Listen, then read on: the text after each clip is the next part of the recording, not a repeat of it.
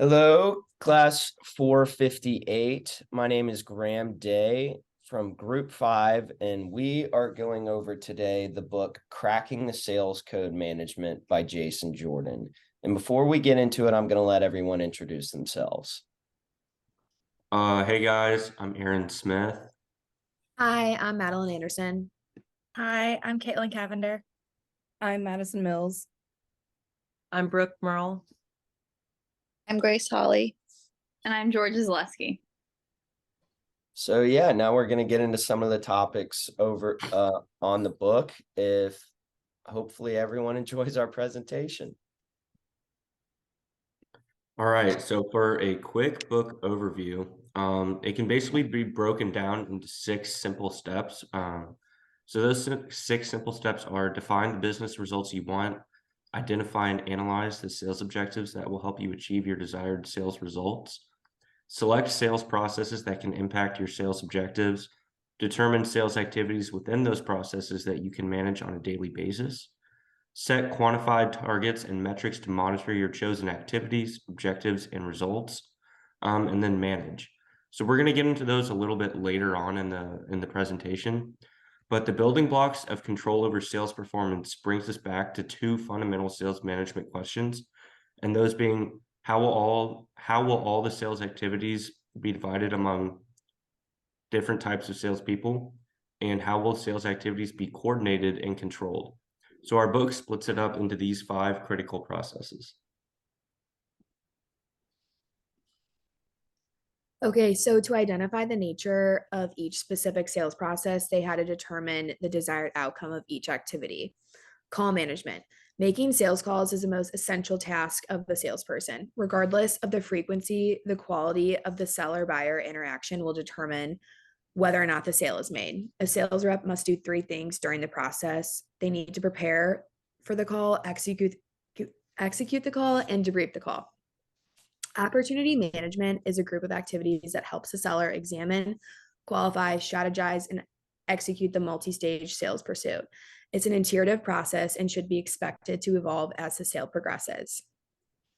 So for account management, during this process, you want to assess the customer's business needs, align your company's needs with the customers, develop a plan to create mutual value, and finally execute the task according to plan. Territory management. The first thing you want to do in managing your territory is to prioritize your customers. Then you want to define your territories, design your call patterns, and lastly, execute the call. For the last sales process, Salesforce management. First, management needs to build the Salesforce, structuring the organization, recruiting, and hiring. Then you want to equip, train, and coach the salespeople through the development of different proposals that are thrown at you. And as you can see on the next slide, it shows which sales process goes with a specific objective to reach the overall best outcome. So for example, like all 4 objectives apply to Salesforce enablement, whereas only 2 objectives apply to call management process. Only some sales metrics are manageable. All the processes mentioned above, though, are manageable.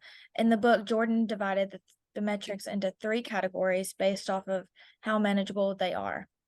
First is the sales activities, which can be managed because a sales manager can effortlessly change the activities that their employees engage in. For example, there could be a number of calls a sales rep makes per day. And next is the sales objective, which are the goals of the sales team, and they are seen as neutral, meaning that it's in the middle of manageable and unmanageable. For example, if your company knows that they want to sell X amount of products, then the company needs to set objectives to reach the goal. And last is the sales results, which in the book and can be mentioned as business results. The sales results are the results of everything that a company did. Sales results are completely unmanageable and are out of anyone's control. There are many factors that can change the sales results. An example of the sales result that cannot be changed is revenue. So as Kate just mentioned, all of the sales processes that Jordan focuses on can be controlled. Jordan says that he believes the sales activities in every sales plan function as command options. A study found that sales processes could help sales representatives sell 23% more than without a sales process. However, a sales process cannot be helpful without sales objectives. Your sales activities must align with your business's objectives in order to make an impact on the results you're looking for. If you manage your sales activities, it will fulfill your sales objectives. Jordan's group of researchers found that objectives could be classified into 4 types that Maddie kind of already covered: market coverage, Salesforce capability, customer focus, and product focus. Jordan believes that these categories of objectives will end up influencing the sales activities and that employees will perform and can lead to seeing better results at the end. Okay, so Jordan's analysis makes a lot of sense, but its implementation may seem daunting for first-time readers. So fortunately, Jordan summarized how to crack the sales management code through a simple 6-step process to follow and help you understand which of the 5 processes to pick that Maddie previously talked about. So first, we have define the business result you want. Second is identify and analyze the sales objectives that will help you achieve your desired sales result. Third is select sales processes that can impact your sales objectives. Fourth is determine sales activities within those processes that you can manage on a daily basis.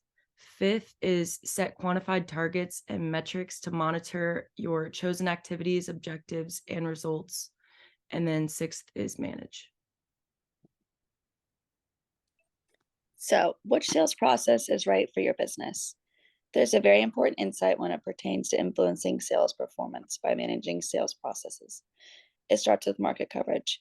Measures of market coverage, such as a number of total selling hours or percentage of customers contacted, reveal whether your sales force is capable of covering its territories with a sufficient level of intensity. The sales force capability. This is the effectiveness of a sales force in getting deals to closure. Processes like call and opportunity management will help teams move their deals to the pipeline and improve metrics like close rates. Customer focus. The customer focus will shine a light on the sales force ability to acquire, retain, and grow your ideal customers. Product focus. The product focus uses metrics to reveal whether the sales force is selling your preferred types. So a few of these sales metrics for market coverage would be time to productivity, ramp up time, number of total selling hours, sales rep turnover, salesperson attrition, cost per call. And for sales force capability, it would be win-loss ratio, win-loss rate, percentage opportunities within stages, conversion rates between stages, pipeline aging, percentage of deals advancing by stage, percentage of deals in each stage. For customer focus, it would be customer acquisition rate, share of wallet, customer churn rate, customer inactivity, average customer profitability, net contribution per segment, ratio of new and existing business. For product focus, it would be average deal size, revenue by product, number of new customer by product line, revenue by product line, and cross-sell rate. So for putting it all together, you really need to, in order to reach your sales goals, you must devote time to planning your sales activities and your sales objectives. While sales revenue may be out of your control, you can focus on the sales activities that you can control. And you must specify your activities, objectives, and results in your sales plan. This way, you can make sense of the various numbers that you get every month, quarter, or year. So when it comes to all of these processes, there are, of course, challenges for sales managers. So the first challenge is that sales managers need to determine the sales objectives that they will target. Some may focus on a sales territory, though they might have a hard time deciding whether to attract current customers or identify new prospects. There's no harm in choosing to do a little bit of both, but choosing a lot may lead to a lack of focus. And the second challenge is to choose metrics to measure the performance of each sales rep. This can be a tedious task for large sales teams with different roles and job descriptions. although the ability to monitor and adjust their sales activities will pay off in the long run. And the last challenge is that different sales roles may use different sales processes, and they may pursue different objectives and require different metrics. Some reps may focus on increasing market coverage, while others are assigned to focus on a specific product. So how does this all relate back to what we've learned? Looking at marketing strategy as a whole, the book and Jordan, what he really seems to focus on is how sales objectives, processes, and results can affect your management. So when you look at the marketing mix and everything that's enveloped in it, Jordan really likes to focus on how all of your goal setting and all of that can relate back to one specific thing. That's the science of sales management. So targeting and segmenting and differentiation, that middle part of the slide, is extremely important and seems to be very much implemented in this book. So in conclusion, kind of going over what everybody talked about for the important stuff, Grace really addressed finding the right sales process. And then Maddie talked about knowing your sales objectives. Brooke talked about Jordan's 6-step process, and Kate talked about manageable processes. Not that what everyone else talked about wasn't as important, but that seemed to be the overall focus of the book, and other stuff got into the specifics of it. But Jason Jordan conveys that sales activities, objectives, and results are interconnected. What he really means that these sales activities are directly affected by your sales objectives, and the results are essentially a result of how both of those work together. To reach your sales goals, you must devote time to planning those activities and objectives. That goes back to the point I just made, to where those two things are what directly affects your results in a manageable process.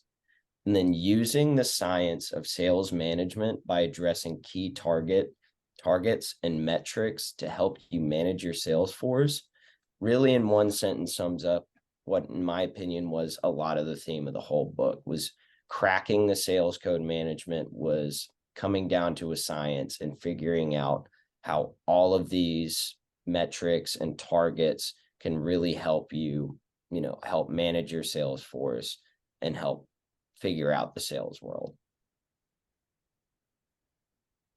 All right. I think that's everything.